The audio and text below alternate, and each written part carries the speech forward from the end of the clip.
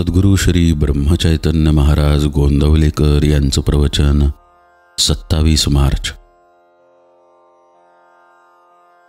प्रपंचातले सुखदुःख हे केवळ जाणीवेत आहे. प्रापंचिकाच्या मनात नेहमी एक शंका येते की खोटे करून सुद्धा जर सुखी होता येते तर तसे करायला काय हरकत आहे. सन्मार्गाने गेला तरी माणूस दुःखी का होतो अशी ही शंका आपल्याला येते. मी देवाला भिवून वागतो का, तर प्रपंच सुखाचा व्हावा म्हणून. देवाची एवढी खटपट करूनही जर सुखी होता येत नाही तर काय उपयोग. किती विचित्र आहे पहा. खेळातले घर बांधायला आपण गवंडी बोलवण्यासारखा हा प्रकार आहे. प्रपंचात दक्षता ठेवणे जरूर आहे. ते जर आपण केले नाही तर देवाने काय करावे. भगवंताचा साधन म्हणून आपण उपयोग करतो आणि शेवटी साधनालाच दोष देतो. साध्य बाजूलाच राहते. भगवंत विषय देईल पण त्याबरोबर त्याचे दुःखही देईल. एक जण मारुतीरायाला सांगून चोरी करत असे.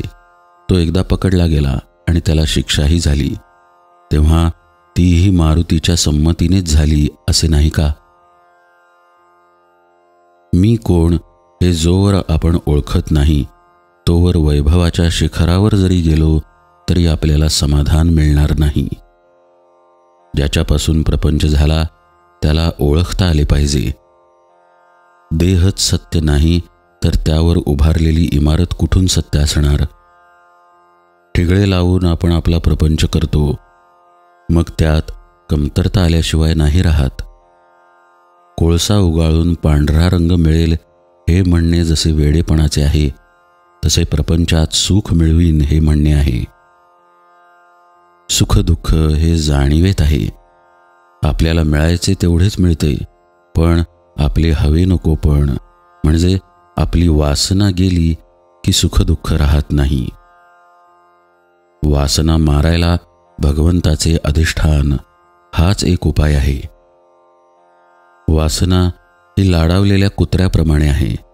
तिला नुसते हडहुड करून ती बाजूला जात नाही. पण तेही बरोबरच आहे, कारण आपणच तिला लाडावून ठेवले आहे.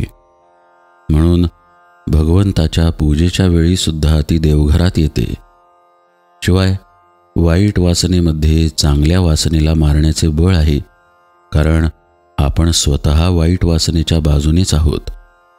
वासना ही कोणत्याही उपायांनी तृप्त होण्यासारखी नसून आपण जर भगवंताजवळ वास ठेवला तरच ती नष्ट होते.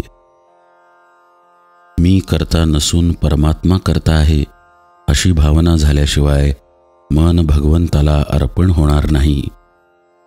ते अर्पण झाल्याशिवाय फळाची अपेक्षा सुटणार नाही, आणि फळाची अपेक्षा सुटल्याशिवाय जीवाला शांती मिळणार नाही. वासना म्हणजे देवाच्या विरुद्ध असलेली आपली इच्छा.